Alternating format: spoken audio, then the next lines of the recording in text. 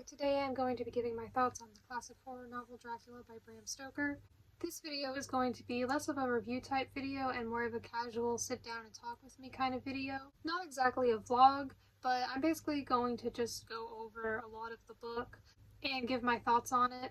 Like sometimes with reviews I will only talk a little bit about the plot and not go over everything that happens and not get into spoiler territory, but this is a little different just since this is such a popular book.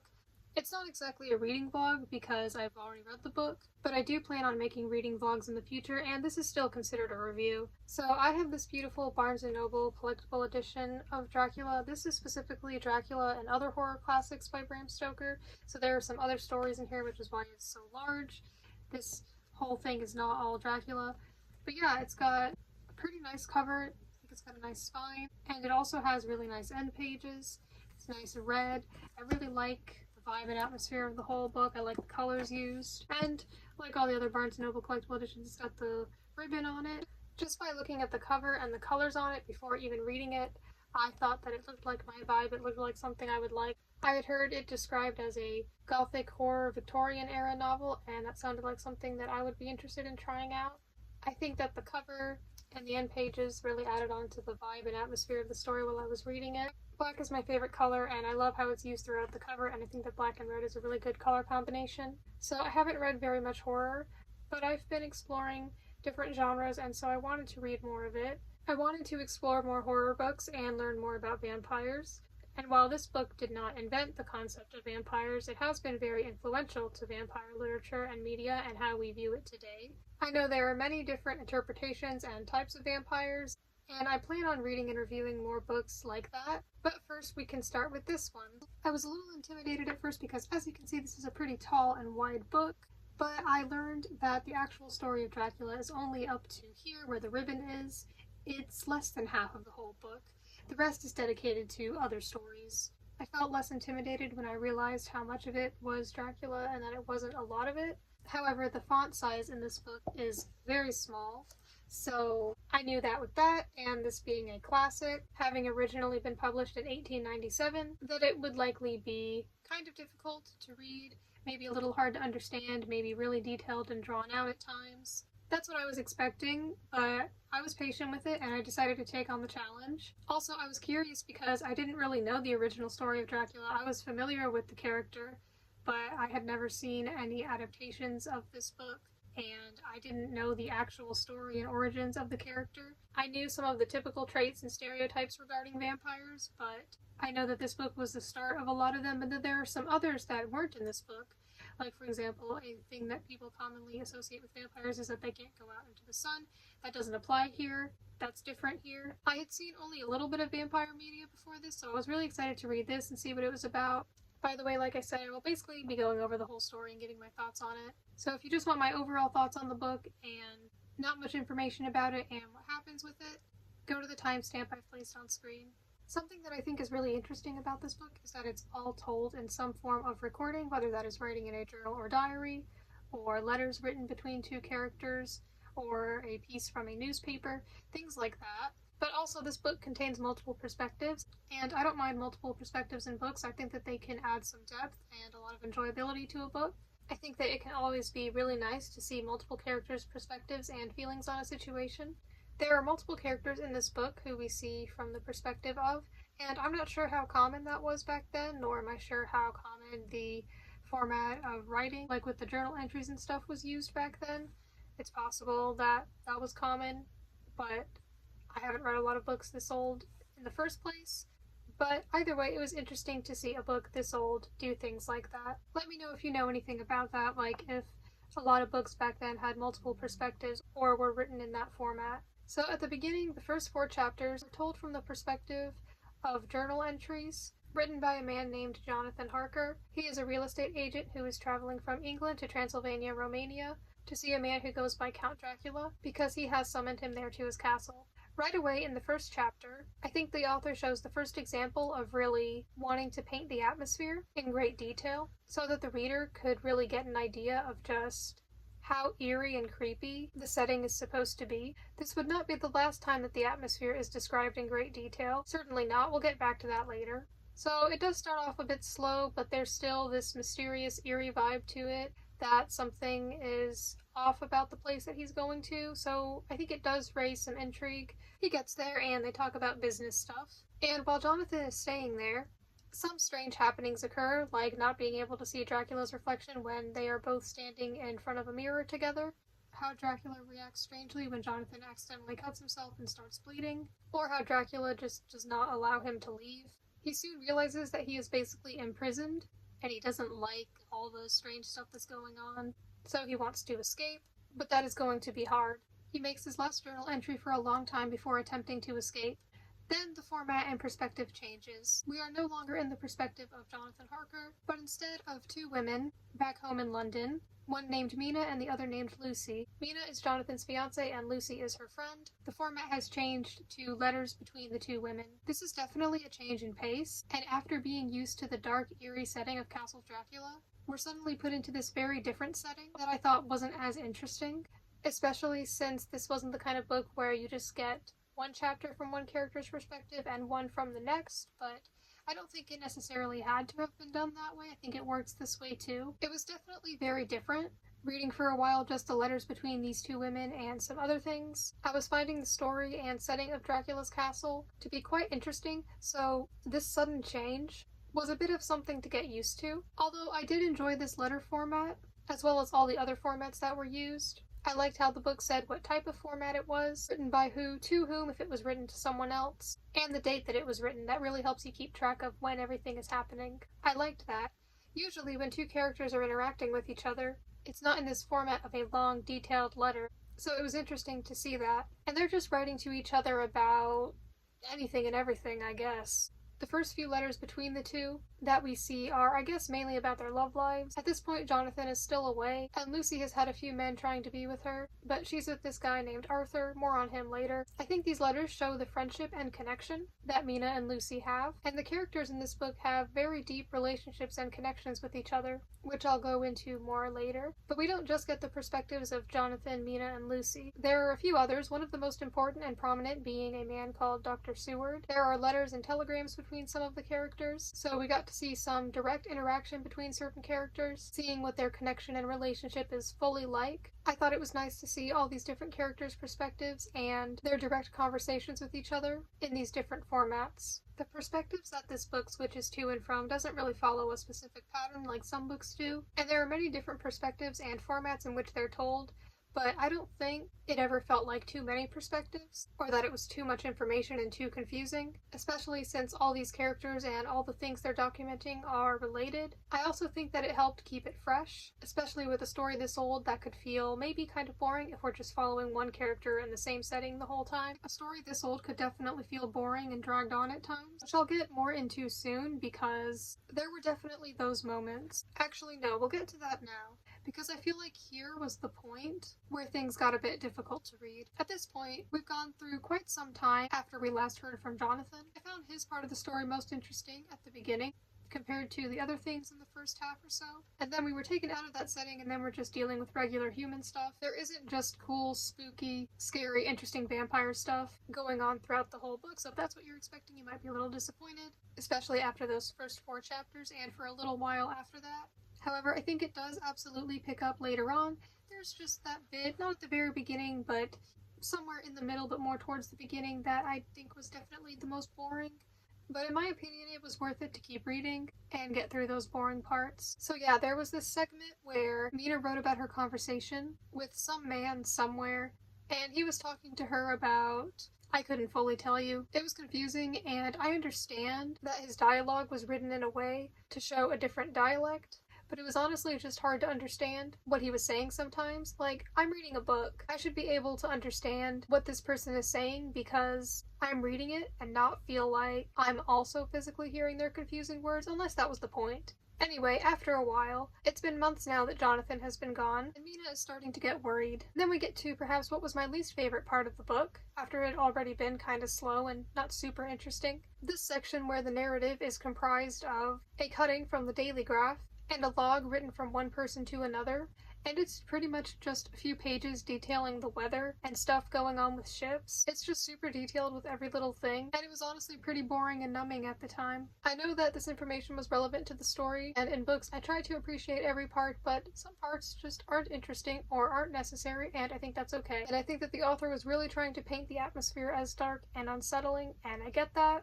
But it definitely dragged on for me. Maybe it didn't need to be described for that long and to that extent. I understand that this book is over 100 years old and that the standards for writing have changed since then, but that's just it. The standards have changed. The fact that I was reading from a large copy with such small text really added on to making it feel like there was just so much to get through and that it would take a while.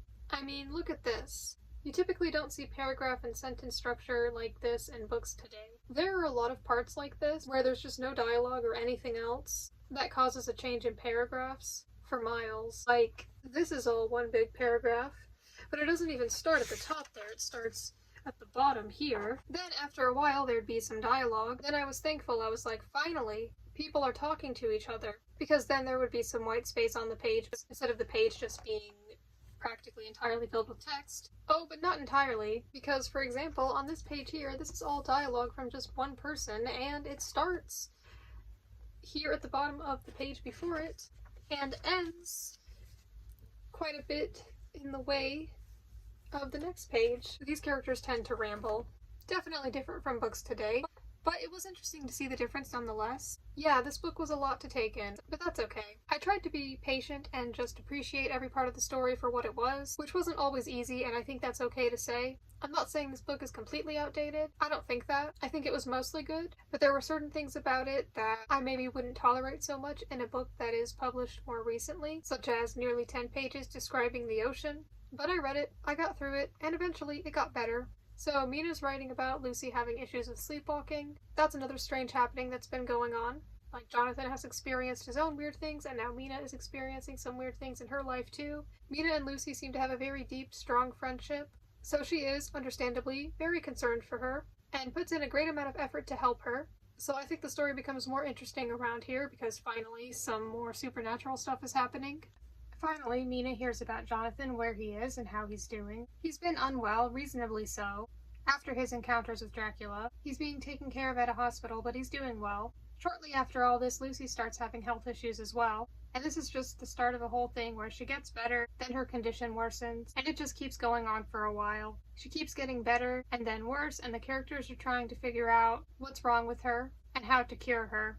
So they try things like garlic and blood transfusions. Looking back at it after reading the whole thing, I now know that vampire stuff was going on, but the characters didn't know that, and I thought it was interesting seeing them try to figure it out. There's also some stuff with wolves going on. I don't know if this was the beginning of wolves being associated with vampires. I'm guessing probably not, but it looks like they were associated with them all the way back then. Then Lucy eventually ends up dying, and I think it got really interesting there. At this point, the story is very emotionally and passionately charged. They bury her, but that's not the end of it. I thought that whole section was really interesting and entertaining, like how they knew that men other than Arthur had done blood transfusions with her, but they didn't want him to know that, considering she was the woman he loved, and seeing how much he loved and cared for her, and how passionate he was about her being taken care of and treated properly even after death. And I think a lot of the scenes, especially in the second half, were very dramatic and filled with emotion, which was something I liked about this book. While I didn't know the plot of this story before reading it, I did recognize certain names of some characters. I recognized Van Helsing from the third Hotel Transylvania movie. I have seen the first 3 of those. And I recognized the name Renfield, which was also the name of a movie that came out recently, which I have not seen, but maybe someday. So I was familiar with some of these characters' names before, not just Dracula. So at this point, Lucy has basically become undead. She leaves her coffin at night and terrorizes people. So Dr. Seward, Arthur, Quincy, and Van Helsing set out to open her coffin and set her soul free so that it no longer belongs to the devil but belongs to God, so that she can truly rest in peace and no longer be a vampire or be a threat to anyone else. I really enjoyed this part. I think that was my favorite chapter. It was just super dark and dramatic, and the atmosphere definitely helped with that. given everything that was going on and how strongly some of these characters feel about each other in the situation and just how dramatic everything is. How strongly the characters feel about each other was already strongly established to the reader at this point. I think Arthur putting a stake through Lucy's heart to free her soul was my favorite scene. I really enjoyed that part. Super dramatic, as I said, and I don't know if it was meant to be viewed as romantic, but I kind of saw it that way. Now that Lucy has been taken care of, they continue to work together to learn, study, and investigate more about the strange things that have been going on. And they eventually realize that they are dealing with vampires, and they go over what vampires are and what they can do. And I thought that was really interesting, seeing them finally figure this out, because I know, reading it, that this is about vampires, but they don't know that at the beginning.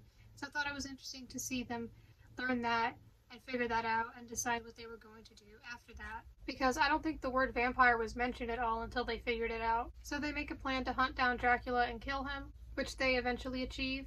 I liked the ending. I thought it was nice and sweet. I wasn't sure how this was going to end. I thought maybe it would end in some kind of tragedy, especially since this is a horror novel. And while some tragedies happened along the way, I'd say it ultimately ended happily, with the characters who survived living nice lives. I would not expect a horror novel from back then to be the same as horror novels today. As for if it was actually scary, I mean, I don't think that calling it a horror novel was the wrong genre. I don't think it was super frightening, especially because there was a lot of normal stuff there. I think it's overall a more uncomfortable and unsettling vibe to it as everything's going on. But it's not that I didn't feel any of that or that I didn't feel that anything was wrong. I think I did feel that. And I think that it's more of a horror novel, as in it's got a lot of disturbing stuff happening. I know I talked about how some parts of this book were boring, but that's definitely not all of it. In fact, later on I thought it got pretty good, and I thought some of it was very exciting and suspenseful. The fact that these characters often have such long strings of dialogue and there's just so much to the writing can make for a sense that there's so much depth to the story and that we can feel like we really know the characters, especially because this book offers multiple perspectives, so we got to see it directly from a bunch of them. And the fact that these perspectives are often in the form of something like a journal, diary, or letters, I think makes it feel even more personal. That aspect of it was really unique and interesting, especially seeing it in such an older book. I'm not sure how common that was back then. So a quicker summary of the plot of this book. A guy named Jonathan goes to Dracula's castle for business-related stuff, notices some odd, unsettling things about the place and about Dracula himself, which we as the reader know as vampire traits. Meanwhile, his fiancée back home experiences some weird things with her friend, like her friend sleepwalking and getting sick. And this is just a story of these characters, some ordinary humans and some doctors, and some being affected by what we now know as vampire stuff, trying to figure out the things that are going on and how to stop them. I think the fact that we as the reader know what to expect, with we know what is affecting them, we may not know exactly how, but we can get an idea of that. I think that made it interesting because we already knew. I think it's actually very character-driven rather than plot-driven. Not that there's not a plot, because there is, but a lot of it just feels like we're seeing into these characters' lives and just following whatever they're doing, thinking, or feeling. I think that the actual content of the story makes up for any parts that were boring and where the writing felt dragged on. Then again, I have to remember that this is the writing of just one author at the time. Maybe this style of writing is considered the easier to understand stuff from back then, or maybe not. Maybe this was more advanced compared to other authors at the time. I won't assume that all classics read like this. I know they don't, especially because the stories themselves are different, and I can move past some difficult to comprehend, dragged on, convoluted writing. If the story itself is overall good and enjoyable, which I felt this one was, I was able to appreciate it. Dracula was long, often hard to understand, but not impossible, and I understood it for the most part, and dragged on at times. But what got me through it and made me enjoy it was that I enjoyed the story, the characters, and the overall vibe and aesthetic of the story. It might be harder for me to enjoy a story written in this style if it didn't have all these things like this dark vampire stuff going on. Otherwise, I may have found it boring. I don't know, it depends on the story. I think it was worth it to read it all the way through. This story showed me that I can really enjoy old books. I've only read a few so far, but I plan on reading a few more, as long as the actual contents of the story make up for it. I can get past old writing and stuff. If the story itself is good, I can still recognize a good story, and I think that this was that. I think that the story itself and the relationships between the characters really made up for it. After spending 2 weeks with them, which was about how long it took me to read this, I felt pretty connected with them and their emotions. This story is very character and relationship driven. These characters have deep relationships with each other and they talk about their feelings and they are very open about it. I love that about it, and I guess I wasn't expecting that. But it got very deep into the thoughts and emotional states of these characters, and I think it did a good job at describing those emotions. The men especially were very openly emotional, which I guess I wasn't expecting, but I thought it was nice to see. I feel like the standards for writing have absolutely changed back then, as they should. Maybe back then, people had the time and patience to read about 10 pages describing the ocean, but nowadays I wouldn't find it very acceptable. But the point is, for a book this old, I think that it's good enough and so good that it still can be enjoyable today. At least each chapter wasn't very long in my opinion. They were often around 10 pages or less, sometimes a little more, but they can feel like they last a while if you're reading from this edition with this very small text and these tall pages. There were some chapters where after finishing them, I was like, that was such a good chapter, I really enjoyed that. And there were others where I thought, man, that chapter was a drag to get through. But mostly I enjoyed it. I read a little bit of it each day, usually trying to get in at least 2 chapters a day. Some days I'd be really into it and I'd read a little more than that, and some days it would be really difficult and I would read a little less than that. I was patient and I got through it, and I'm glad I did. I'm proud of myself for reading it. It feels like an accomplishment when I think of some of the books I've read, when I think about some of the books I've finished and just how much I've read overall. I think it was definitely worth the read. I'm glad I read it and that now I know the origins of the classic story and character. I do understand why this book is so popular. I can absolutely see that. I can understand how and why it has become a classic, especially considering how much it influenced vampires in literature. I don't think it's absolutely horrible at all. I think there are just some things about it that were perhaps unnecessary or outdated reading it today, but that's a little unfair considering it was not published today.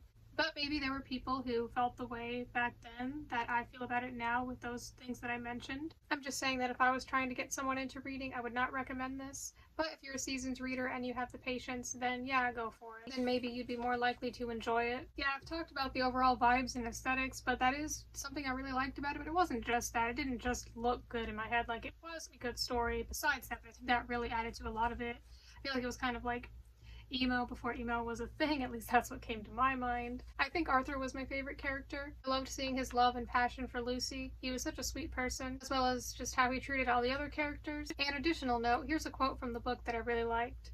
"No, I shall not forget, for it is well that I remember, and with it I have so much in memory of you that is sweet, that I take it all together." I really liked that because it reminds me of how sometimes people can do something that hurts you, and that can be hard, but depending on what it is, of course, I'm not saying you should just forgive everything.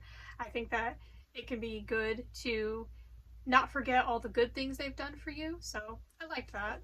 I like sharing quotes from books. I think that's the second time I've done that now. Sometimes books just have a quote in them, something like that you just really like, or that really resonates with you, or it just sounds really good and you take a photo of it or want to remember it somehow. And that's a great thing about books. So overall, I gave this book 4 stars. I think I can absolutely see and understand why it's so popular and why it's been so influential and why it's still loved today. But it did feel a little outdated, which isn't really the book's fault. And I wasn't absolutely loving it or super invested throughout the whole time, which is fine. My star ratings of books are based on how much I personally enjoyed them, not necessarily on how good I thought the book was on a technical writing level, though that is considered in my review because I think that will have an effect on how I feel about it. And for me, based on how much I enjoyed this book, 5 stars felt like it was just too high for me. There were times when I thought, yeah, well, multiple times, and that's why it felt so strong that I was like, I don't think I could give this 5 stars, but there were other times when 3 stars felt way too low for it, based on how much I was enjoying it. Now, on to the other stories in this book. There are quite a few more. Of course, the main focus of this is Dracula, but there are multiple other stories. Here are the contents. Like, the one after Dracula is The Jewel of 7 Stars, and that one goes on for over 100 pages. There's The Lair of the White Worm, and then there are some other stories that look like, based on the pages, that they may be shorter stories. Some of them do sound like they involve Dracula, like there's Dracula's Guest. I have not read any of the other stories in this book. I've just read Dracula, and I don't know if I ever will read them. Like I said, I think for a writing style like this, with a book this old, I can absolutely enjoy it, but it does take some patience, and I don't think I can always do that if I don't overall enjoy the story itself. And I don't know very much about the other stories, but they don't sound very interesting to me. So at the moment, I don't plan on reading any of the others, but if you've read any of them and you think I should read them, then recommend them to me. Maybe I'll read any others that have to do with Dracula, especially if it's part of the overall story, but the others don't really seem interesting to me at the moment. If you've read this book, let me know what you thought of it. I would love to discuss it with you in the comments. And one more note, I saw on the Letterboxd description for the 1992 film Bram Stoker's Dracula that Mina is supposedly the reincarnation of Dracula's late wife, which was interesting because that's never mentioned in the book. So I don't know if that's something that was made up by the people that made the movie or that was made up in a previous adaptation, or if the author said that somewhere. I don't know where that idea came from, so if you know, I would like to know because it would explain why Dracula had an attraction to Mina, and I don't know if it was supposed to be implied in the book and we were supposed to just gather that information for ourselves, but it was never explicitly mentioned, and I don't think the other characters would have a way of knowing that, especially because we never get Dracula's perspective itself, but it was never actually revealed or hinted at that I noticed in the book. So there's my review of Dracula, my thoughts on it, and my next couple of videos will also be vampire related because I've read some other vampire books since then and plan on reading some more, although these ones will be pretty different, so you'll see what I mean.